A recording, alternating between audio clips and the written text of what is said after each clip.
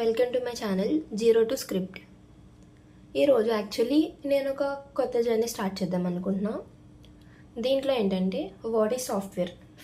First of all ఈ programming languages నేర్చుకోవాలనుకునే వాళ్ళు ఎవరైనా సరే సాఫ్ట్వేర్ అంటే ఏంటి, హార్డ్వేర్ అంటే ఏంటి, ప్రోగ్రామ్ అంటే ఏంటి, ఇవన్నీ తెలుసుకోవాలి కదా. సో సాఫ్ట్వేర్ అంటే it is a set of programs, దాన్ని సాఫ్ట్వేర్ అంటారు. అసలు ప్రోగ్రామ్ అంటే ఏంటి అంటే program means collection or set of instructions. అంటే మనం సిస్టమ్కి ఈ పని చేయి ఆ పని చేయి అని చెప్పి కొంచెం వర్క్ ఇస్తాం కదా. మనం ఏదైతే మనకు కావాలనుకుంటున్నామో సిస్టమ్కి ఇచ్చే వర్క్ని set of instructions or commands or statements అని అంటాం.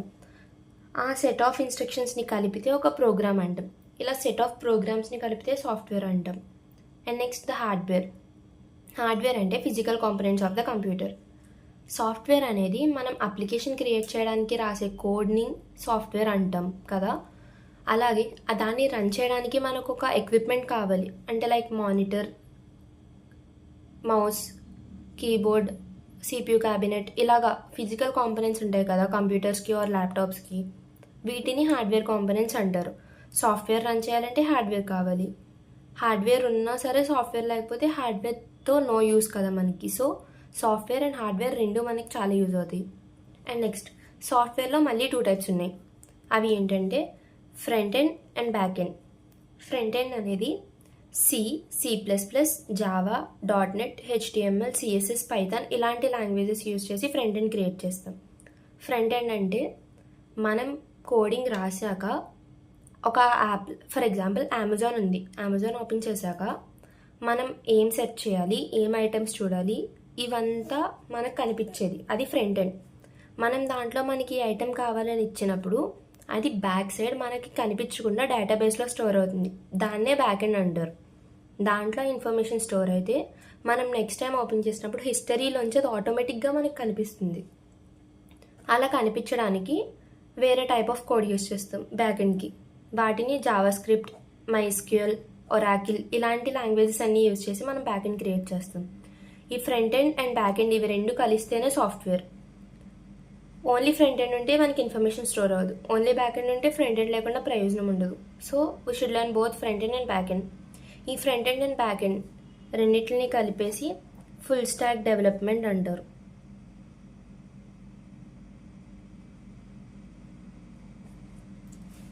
అండ్ ఓకే, ఇప్పుడు మనం సి లాంగ్వేజ్ స్టార్ట్ చేద్దాం. అంటే ఫస్ట్ బేసిక్స్ తెలుసుకున్నాక ఈ సి లాంగ్వేజ్ ఎందుకు స్టార్ట్ చేస్తున్నానంటే అసలు మనకి కంప్యూటర్ గురించి కొంచెం తెలిస్తే కోడింగ్ ఎందుకు రాస్తున్నామని అప్పుడు లాంగ్వేజ్ నేర్చుకోవడంలో అర్థం ఉంటుంది. సో అందుకని స్టార్టింగ్ చెప్పా. And now C language. C లాంగ్వేజ్కి ఇంకొక నేమ్ కూడా ఉంది. It is also known as mother of all programming languages. ఈ సి లాంగ్వేజ్ని డెన్నిస్ రిచ్చే అనే అతను 1972లో బెల్ ల్యాబొరేటరీలో కనిపెట్టాడు. సి అనేది ప్రొసీజర్ ఓరియంటెడ్ లాంగ్వేజ్. అంటే సి లాంగ్వేజ్ని ఒక ప్రొసీజర్లోనే రాయాలి.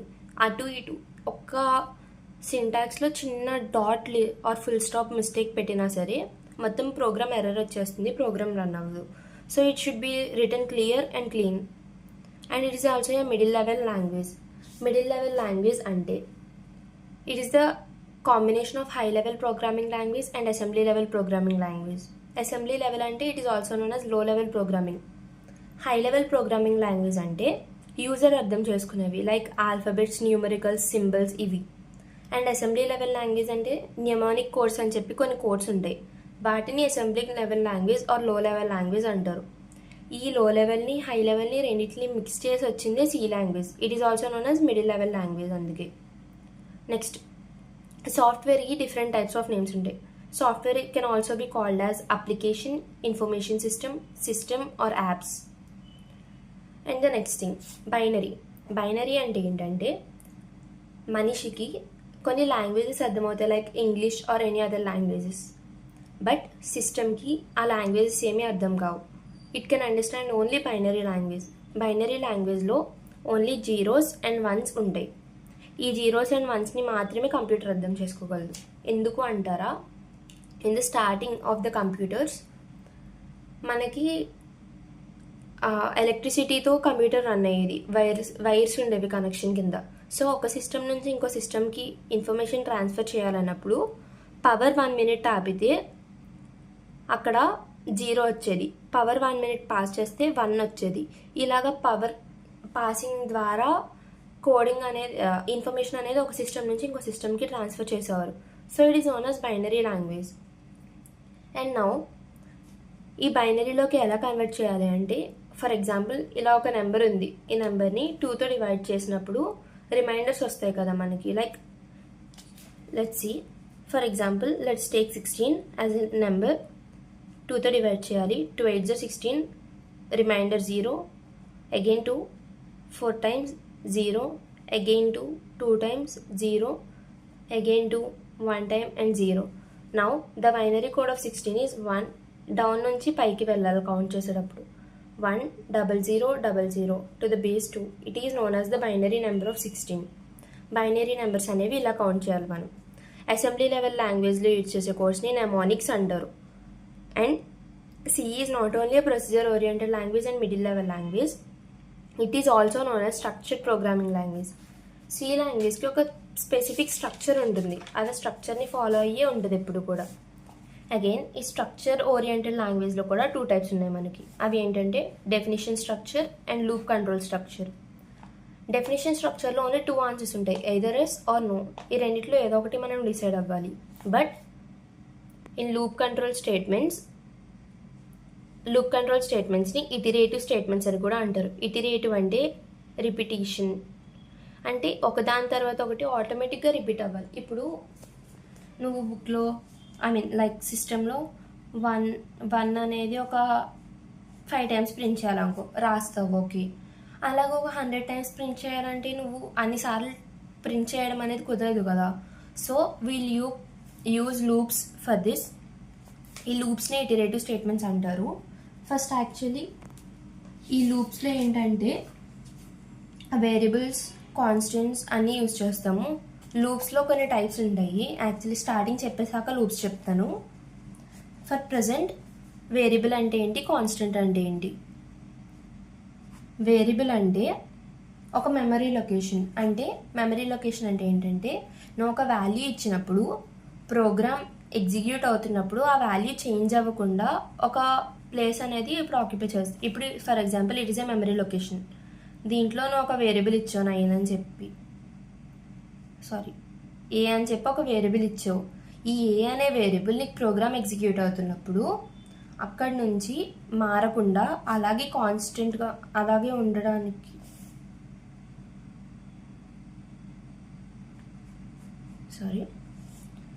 ఇప్పుడు నువ్వు ఒక వేరియబుల్ ఇచ్చావు, ఫర్ ఎగ్జాంపుల్ ఏ అనే వేరియబుల్ ఇచ్చావు.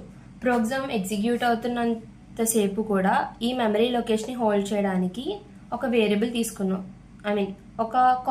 ఒక వాల్యూ తీసుకున్నావు, దాన్ని వేరియబుల్ అంటారు. నెక్స్ట్ కాన్స్టెంట్ అంటే ఈ మెమరీ లొకేషన్కి ఒక వాల్యూ ఉంటుంది, దాన్ని కాన్స్టెంట్ అంటారు. ఈ మెమరీ లొకేషన్ వాల్యూ మారదు, కానీ ప్రోగ్రామ్ ఎగ్జిక్యూట్ అయ్యాక మనం మార్చుకోవాలనుకుంటే ఈ వేరియబుల్ అనేది మారుతుంది. Variable means the thing which can be changed and constant means the thing which cannot be changed. And next ఈ సి లాంగ్వేజ్లో వేరియబుల్స్కి నేమ్స్ అసైన్ చేయడానికి కొన్ని రూల్స్ ఉంటాయి. ద ఫస్ట్ రూల్ ఈజ్ ఆ వేరియబుల్ నేమ్ అనేది 1 to 31 క్యారెక్టర్స్ ఆర్ అండర్స్కోర్స్ ఆర్ న్యూమరికల్స్తో మాత్రమే ఉండాలి. First character అనేది ఖచ్చితంగా ఐదర్ క్యారెక్టర్ అయి ఉండాలి, లేకపోతే అండర్స్కోర్ అయి ఉండాలి. ఫస్ట్ క్యారెక్టర్ ఎప్పుడు కూడా మనం న్యూమరికల్స్ అనేవి పెట్టకూడదు. And the third point is it will not allow special symbols or space. Special symbols అంటే it's like plus, minus, into, division and modular division, ఇలాంటి సింబల్స్ అనేవి యూజ్ చేయాలి. And next the fourth point is the variable must not be keywords. అంటే మనకి కొన్ని keywords ఉంటాయి, like wait I'll show you. like this: character void for register auto static int volatile break switch enum size of long if continue case extern float else default structure unsigned double while constant union short return do go to type def and signed. ఇలాగా మనకి కొన్ని types of variables అనేవి ఉంటాయి. ఈ variables అనేవి keywords అని ఉంటాయి మనకి. ఈ కీవర్డ్స్ అనేవి యూజ్ చేయకూడదు దీంట్లో. ఆ కీవర్డ్స్ యూజ్ చేయడం వల్ల ఏమవుతుందంటే దాన్ని వేరియబుల్ కింద అది క్యాలిక్యులేట్ చేయలేదు, ఎందుకంటే దాంట్లో అవి ఫిక్స్డ్ కీవర్డ్స్, అవి మారవు. ఆ కీవర్డ్ యూజ్ చేసుకుంటే మనం ఈజీగా వర్క్ అవుతుంది కాబట్టి ఆ కీవర్డ్స్ పెట్టారు మనకి. Next and the next thing is data types in C language.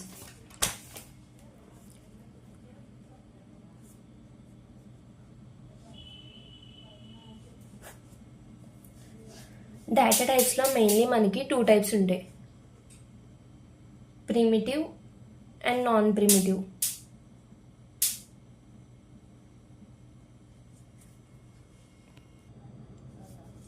ఈ ప్రిమిటివ్లో మళ్ళీ there are 5 types. The first one is char, second one is int, third one is long, and fourth one is float, and the last one is double. And the non-primitive data types are 5 types: arrays, functions, structures, unions,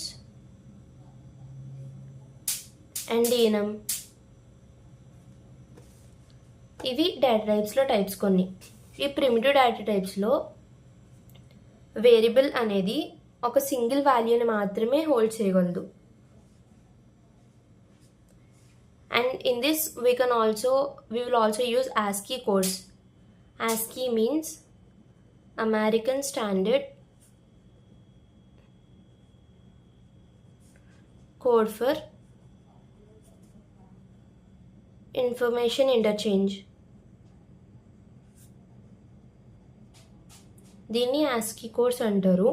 ఈ ASCII కోడ్స్ అనేవి మొత్తం like a language or a system throughout the world ఎక్కడ ఈ code use చేసినా సరే ASCII కోడ్స్ అనేవి మారవు. ఇది క్యాపిటల్ ఏకి 65 నుంచి స్టార్ట్ అవుద్ది, capital B 66 and up to so on. ఇలాగా క్యాపిటల్ జెడ్ ఈజ్ = 90 ఇలా వస్తుంది. అండ్ స్మాల్ ఏ వాల్యూ 97తో స్టార్ట్ అవుద్ది, small b 98 and up to so on. ఇలాగ స్మాల్ జెడ్ వాల్యూ 122తో స్టాప్ అవుతుంది. ఈ మధ్యలో 91 to 97 ఎందుకు రాలేదు అంటే 91 to 96 అనేవి కొన్ని స్పెషల్ క్యారెక్టర్స్ ఉంటాయి మనకి. ఆ స్పెషల్ క్యారెక్టర్స్ నేను నెక్స్ట్ వీడియోలో చెప్తాను. And we also have the data types like here see char. It is the keyword of the data type character and it has size in bytes, means 1 byte.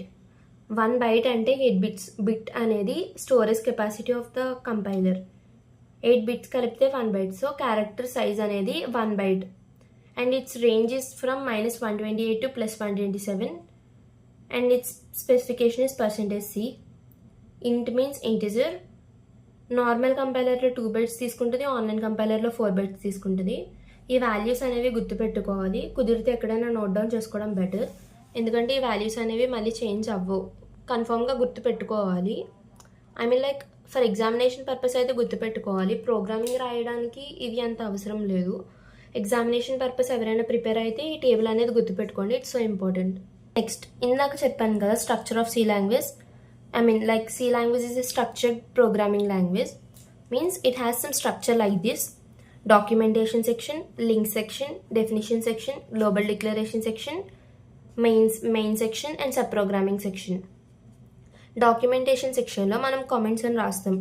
Comments అంటే ఏంటి అంటే ఇప్పుడు అక్కడ నువ్వు edition of 2 numbers రాస్తున్నావు అనుకో, అది edition of 2 numbers అని నీకు తెలియడానికి పైన ఐదర్ ఇలా డబల్ స్లాష్, అంటే సింగిల్ లైన్ కామెంట్ అయితే ఇలా డబల్ స్లాష్ పెడతాం, డబల్ లైన్ అయితే ఇలా స్లాష్ పెట్టి మధ్యలో కామెంట్ రాసి కామెంట్ అయిపోయాక మళ్ళీ స్లాష్ పెడతాం. వీటిని కామెంట్స్ అంటారు. ఇవి కన్ఫామ్గా రాయాలనే లేవు, నువ్వు రాసినా అది ప్రింట్ అవ్వదు కూడా ప్రోగ్రాంలో. జస్ట్ నీకు ఎక్కడ ఏం రాసావని నీకు క్లారిటీ ఉండడం కోసమే కామెంట్స్ అనేవి రాస్తాం. Next link section, it's a mandatory. ఈ లింక్ సెక్షన్లో హ్యాష్ ఇంక్లూడ్ అని పెట్టి ఏ ఫైల్ అయితే ఇంక్లూడ్ చేయాలో ఆ ఫైల్ రాస్తాము. అండ్ నెక్స్ట్ డెఫినేషన్ సెక్షన్, ఇది కూడా ఆప్షనలే. Global declaration also optional. Main section కన్ఫర్మ్గా రాయాలి. మెయిన్ సెక్షన్లో ఏదైతే ప్రోగ్రామ్ రాస్తావో అది ఒకటి బాగా ఎగ్జిక్యూట్ అవుతుంది. And next sub programming section. Sub programming సెక్షన్స్లో ఫంక్షన్స్ రాస్తాము. ఈ ఫంక్షన్కి ఏవైతే నేమ్స్ పెట్టుకుంటామో ఆ నేమ్ మెయిన్లో ఒక్కసారి ఆ నేమ్ పెడితే చాలు, ఆటోమేటిక్గా అక్కడికి రాగానే దీనికి కనెక్ట్ అయ్యి ఈ ఫంక్షన్ అక్కడ కాల్ అవుతుంది. అక్కడే ఫంక్షన్ రన్ అయిపోయి ఆన్సర్ కూడా ప్రోగ్రామ్లో ఎక్కడైతే మనం ఫంక్షన్ ఏం పెడతామో అక్కడ వచ్చేస్తుంది. అది నెక్స్ట్లో మీకు అర్థమవుతుంది, స్టార్టింగ్ కదా. See here, documentation means single line comments and multi-line comments. Like this it will be there. And here link section means the header files, we need to include the header files before using those functions. Like hash include stdio.h, conio.h, math.h. stdio.h అంటే standard input output dot header file. conio.h అంటే console input output dot header file. math.h అంటే mathematical dot header file. ఇవనేవి మనం link సెక్షన్లో use చేయడం వల్ల already predefined functions ఉంటాయి కాబట్టి ఈజీగా ప్రోగ్రామింగ్ అనేది రాయొచ్చు. ఇవి రాయకపోతే మనం దీంట్లో ఉన్నవి ఏమీ కూడా యూజ్ చేయలేం. లైక్ ప్రింట్ఎఫ్, స్కాన్ఎఫ్ ఏమీ యూజ్ చేయలేం. ప్రింట్ఎఫ్ అనేది అవుట్పుట్లో మనకి ఏదైనా ప్రింట్ అవ్వడానికి యూజ్ చేస్తాం. స్కాన్ఎఫ్ అనేది కీబోర్డ్ ద్వారా మనం ప్రోగ్రాంలోకి ఒక వాల్యూ ఇవ్వడానికి యూజ్ చేస్తాం. See here, హ్యాష్ ఇంక్లూడ్ అంటే it's a pre processor directive. And ఇది ఇంక్లూడ్ చేస్తుంది మనం అంటే లైక్ stdio.h అనే ఫైల్లో ఉన్న వాటిని అన్నిటిని తీసుకొచ్చి ఈ ప్రోగ్రాంలోకి ఇంక్లూడ్ చేస్తుంది, లేకపోతే ప్రాసెస్ చేస్తుంది అని దీని meaning. Those header file before compilation. ఈ కంపైలేషన్ జరగకముందే హెడర్ ఫైల్ అనేది ఇవ్వాలి. And next how to declare a constant. Constant declare చేయడానికి ముందు కాన్స్ట్ అనే ఒక కీవర్డ్ ఉంటుంది. ఆ కీవర్డ్ రాసి data type constant name is equal to value. It is the syntax of the constant keyword. Like for example if the data type float అనుకుందాం, ఫ్లోట్కి డెసిమల్స్లో వస్తుంది కదా. So const float pi is equal to 3.141. And next definition section, hash define use చేసి ఇస్తాం definition section. ఇది ఆప్షనలే, mandatory కాదు, బట్ ఎగ్జామ్ పర్పస్ అయితే కనుక రాయడం బెటర్. అండ్ నెక్స్ట్ థింగ్ ఏంటంటే మీకు ఈ టాపిక్స్ని బేస్ చేసుకొని శాంపుల్ ప్రోగ్రామ్ అనేది రేపు ఎక్స్ప్లెయిన్ చేస్తాను. ఇలాగా ఎప్పటికప్పుడు కంప్లీట్ అయిన టాపిక్స్తో మీకు ప్రోగ్రామ్స్ అలా కొంచెం కొంచెంగా బిల్డప్ చేయడం వల్ల ఈ ప్రోగ్రామింగ్ అనేది ఈజీగా నేర్చుకోవచ్చు. సో రేపు క్లాస్లో నేను శాంపుల్ ప్రోగ్రామ్ చెప్పాక నెక్స్ట్ టాపిక్కి వెళ్తా. And this is enough for today's class. మీకు వీడియో నచ్చితే please like, share, comment and subscribe. Thank you.